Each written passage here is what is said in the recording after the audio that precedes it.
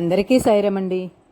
ఈ నెల 3వ తారీఖు గురువారం రోజు రుద్రాభిషేకంలో సాయీశ్వరుడు దర్శనం చేసుకుందామండి.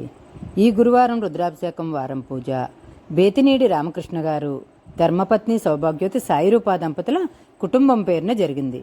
వీరి కుటుంబ సభ్యులే ఈ రుద్రాభిషేకాన్ని చేయించుకున్నారు. ఇప్పుడు కొద్దిగా పూజ చూసి హారతి తీసుకుందామండి. సాయిరమండి.